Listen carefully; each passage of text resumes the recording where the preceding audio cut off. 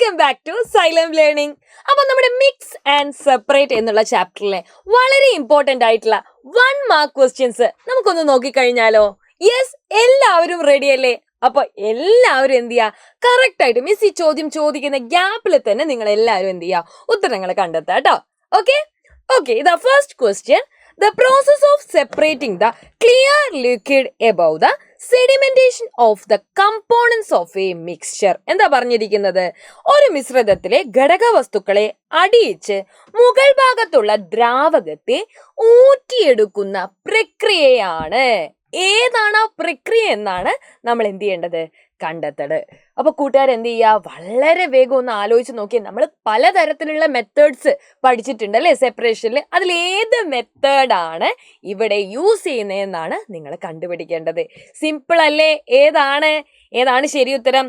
ഡീകാന്റേഷൻ അഥവാ തെളിയൂറ്റൽ അല്ലെ. നമുക്ക് എന്ത് ചെയ്യാം, കുറച്ചു നേരം നമ്മൾ ഇങ്ങനെ വെച്ച് കഴിഞ്ഞാൽ അല്ലെ എന്ത് ചെയ്യും, അതിലുള്ള ഘടകങ്ങളെ നമുക്ക് എന്ത് ചെയ്യാം, മാറ്റി നിർത്താം അല്ലെ. അപ്പൊ എന്താണ്, ഒരു മിശ്രിതത്തിലെ ഘടക വസ്തുക്കളെ അടിയിച്ച്, അപ്പൊ എന്ത് ചെയ്യും, നല്ല വെയിറ്റ് ഉള്ള ആളുകൾ എന്ത് ചെയ്യും, താഴോട്ടേക്ക് പോകും അല്ലെ. അതിന്റെ മുകൾ ഭാഗത്ത് എന്ത് ചെയ്യും, ദ്രാവകം ഇങ്ങനെ ഊറി നിൽക്കും അല്ലെ. ഇതിന്റെ പ്രക്രിയയുടെ പേരാണ് നോക്കണേ, തെളിയൂറ്റൽ. എന്താണ് തെളിയൂറ്റൽ അഥവാ ഡീകാന്റേഷൻ, മറക്കരുത്. ഓക്കെ, അടുത്ത ചോദ്യം നോക്കാം.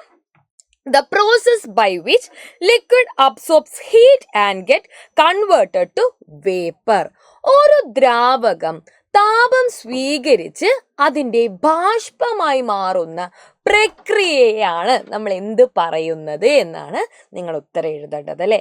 ഇതിൻ്റെ അകത്ത് തന്നെ ഉണ്ട് നമുക്ക് ആവശ്യമുള്ള ക്ലൂ അല്ലെ. എന്താണ് ബാഷ്പമായി മാറുന്നു? എന്തായിട്ടാണ് മാറുന്നത്? ആയിട്ടാണ് മാറുന്നത്. എങ്കിൽ എന്താണ് ഇതിന്റെ പേര്? ആ ഒരു ക്ലൂവിൽ പിടിച്ച് നിങ്ങൾക്ക് ഉത്തരം കണ്ടുപിടിക്കാം അല്ലെ. യെസ്, എന്താണ് പറഞ്ഞേ നിങ്ങള്? ബാഷ്പീകരണം അഥവാ ഇവോപ്പറേഷൻ. എന്താണ് ബാഷ്പീകരണം അഥവാ ഇവോപ്പറേഷൻ? മനസ്സിലായോ എല്ലാവർക്കും? യെസ്, ക്ലിയർ അല്ലേ? അപ്പോ നിങ്ങൾ ഈ ഒരു ചിത്രം കാണുമ്പോൾ എന്താണ് ഇവോപ്പറേഷനുള്ള ഒരു ഇമ്പോർട്ടൻസ് എന്ന് നിങ്ങൾക്ക് മനസ്സിലായിട്ടുണ്ടാവും അല്ലെ. നമുക്ക് എല്ലാവർക്കും എന്ത് കിട്ടുന്നുണ്ട്? റെയിൻ കിട്ടുന്നുണ്ട് അല്ലെ. മഴ ഉണ്ടാവുന്നത് നിങ്ങൾ എല്ലാവരും കണ്ടിട്ടുണ്ട്. അപ്പൊ മഴ ഉണ്ടാവണമെങ്കിൽ നടക്കേണ്ട ഏറ്റവും പ്രധാനപ്പെട്ട പ്രവർത്തനങ്ങളിൽ ഒന്നാണ് ഈ ഒരു ബാഷ്പീകരണം. നമ്മൾ ഉപ്പുണ്ടാക്കുന്നില്ലേ? എങ്ങനെയാ ഉപ്പുണ്ടാക്കാൻ പറ്റുക? സാൾട്ട് എങ്ങനെയാ ഉണ്ടാവുന്നതെന്ന് നിങ്ങൾ അറിയോ? ഈ കടൽ വെള്ളം അല്ലെ, ഈ കടൽ വെള്ളം നമ്മൾ ഇങ്ങനെ ചൂടാക്കി കഴിഞ്ഞാൽ അല്ലെ എന്ത് ചെയ്യും, ഇതിലെ വെള്ളം മുഴുവൻ എന്തായിട്ട് മാറും? ബാഷ്പമായിട്ട് അല്ലെ, വേപ്പറായിട്ട് മുകളിലേക്ക് പോവും. ഉപ്പ് എന്ത് ചെയ്യും? നമ്മുടെ കയ്യിൽ കിട്ടും അല്ലെ. അപ്പൊ ഈ ഒരു പ്രക്രിയ നമ്മൾ പല സ്ഥലങ്ങളിൽ ഉപയോഗിക്കുന്നുണ്ട്. മഴയുണ്ടാവുന്നത് പിന്നിൽ എന്താന്ന് ചോദിച്ചാൽ ഇവോപ്പറേഷൻ. അതേപോലെ ഉപ്പ് നമുക്ക് എങ്ങനെയാ കിട്ടുന്നതെന്ന് ചോദിച്ചാൽ അതും എന്താണ്? ഇവോപ്പറേഷൻ അല്ലെ. അപ്പൊ ഇതെന്ത് ചെയ്യാ മക്കള്, ഓർത്ത് വെക്കുക. ബാഷ്പീകരണം അല്ലെ, ബാഷ്പമായി മാറുന്നു, വേപ്പറായി മാറുന്നു അല്ലെ. ഇതിൽ തന്നെ ഇല്ല ആ വാക്ക് ഇവോപ്പറേഷൻ. എങ്കിൽ അടുത്ത ചോദ്യം നമുക്ക് നോക്കാം. If A mixture exhibits different properties in different part. എന്താ പറഞ്ഞിരിക്കുന്നത്? ശ്രദ്ധിക്കണേ, നമ്മളെ തെറ്റിക്കുന്ന ഒരു ഭാഗമാണ് അല്ലെ. എന്താണ് ഒരു മിക്സ്ചർ എന്ന് പറഞ്ഞാൽ മിശ്രിതം അല്ലെ, വ്യത്യസ്ത ഭാഗങ്ങളിൽ വ്യത്യസ്ത ഗുണങ്ങളാണ് കാണിക്കുന്നത് അല്ലെ. എന്താ പറഞ്ഞിരിക്കുന്നത്? Different properties in different part. then that mixture is called. എങ്ങനെയാണെങ്കിൽ അല്ലെ ഡിഫറെന്റ് പാർട്ടിൽ ഡിഫറെന്റ് ടേസ്റ്റ് അല്ലെങ്കിൽ ഡിഫറെന്റ് സ്വഭാവങ്ങളാണ് കാണിക്കുന്നതെങ്കിൽ അത്തരം ആളുകളെ നമ്മൾ എന്താണ് വിളിക്കുക? അവരെയാണ് നമ്മൾ ഡിഫറെന്റ് ആണ് അല്ലെ. അപ്പൊ നമുക്ക് എന്ത് പറയാം? ഭിന്നാത്മക മിശ്രിതങ്ങൾ. എന്താണ് ഭിന്നാത്മക മിശ്രിതം? അല്ലെങ്കിൽ നമുക്ക് എന്ത് പറയാം? Heterogeneous mixture. എന്താ പറയാ?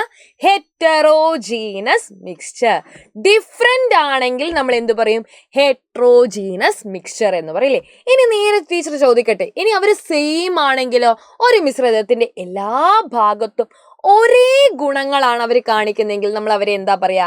അങ്ങനെയാണെങ്കിൽ നമ്മൾ അവരെ വിളിക്കും അല്ലെ ഏകാത്മക മിശ്രിതങ്ങൾ അഥവാ ഹോമോജീനസ് മിക്സ്ചേഴ്സ് എന്ന് വിളിക്കും അല്ലെ. ഹോമോജീനസ്, എല്ലാ ഭാഗത്തും എന്തായിരിക്കും? ഒരേ ഗുണങ്ങളായിരിക്കും. പക്ഷെ ഹെട്രോജീനസിലേക്ക് വരുമ്പോൾ അല്ലെ അവരെന്തായിരിക്കും? ഓരോ ഭാഗത്തും ഓരോ ടേസ്റ്റ് ആയിരിക്കും ഇട്ടുക. നിങ്ങൾ ഈ ചിത്രത്തിൽ തന്നെ നോക്കിയല്ലേ, നമുക്ക് കഴിക്കാൻ ഭയങ്കര ഇഷ്ടമായിരിക്കും അല്ലെ. നിങ്ങൾ ഈ ചോക്ലേറ്റ് ചിപ്പ് കുക്കീസിനെ നോക്കിയേ, ചില ഭാഗത്ത് കഴിക്കുമ്പോൾ നമുക്ക് നല്ല കുക്കീസ് തന്നെ കിട്ടും അല്ലേ. ഇതാ ചില ഭാഗത്ത് നോക്കുമ്പോൾ ചിലപ്പോൾ നമുക്ക് ഈ നട്ട്സ് ഒക്കെ ആയിരിക്കും കിട്ടുക. അതേപോലെ തന്നെ സാൻഡ്വിച്ച് നോക്കിക്കേ, പല ഭാഗത്തും പല ടേസ്റ്റ് അല്ലേ ഉണ്ടാവുക, ആണല്ലേ. യെസ്. അതേപോലെ തന്നെ സാലഡ്സ്, പിസ്സ, ഇതൊക്കെ എന്താണ്, ഡിഫറെൻ്റ് ആയിട്ടുള്ള ടേസ്റ്റ് ആണ് നമുക്ക് പല സ്ഥലത്തും കിട്ടുക അല്ലേ. ഈ സാലഡ്സിലൊക്കെ ആണെങ്കിൽ ഒരു സ്ഥലത്ത് നമുക്ക് കക്കിരി കിട്ടും, ഒരു സ്ഥലത്ത് നമുക്ക് തക്കാളി കിട്ടും അല്ലേ, ഇങ്ങനെയൊക്കെയാണ്. അപ്പം അതുപോലെ തന്നെ ഓരോ ഭാഗത്തും ഓരോ ടേസ്റ്റ് ആണ് എന്നുണ്ടെങ്കിൽ അതെന്താണ്, ഹെട്രോജീനസ് മിക്സ്ചർ ആണ്. ഈ ഒരു സംഭവം അല്ലേ, ഈ ഒരു എക്സാമ്പിൾസ് കാണുമ്പോൾ തന്നെ നമുക്ക് ഉത്തരം പിടികിട്ടത്തില്ലേ.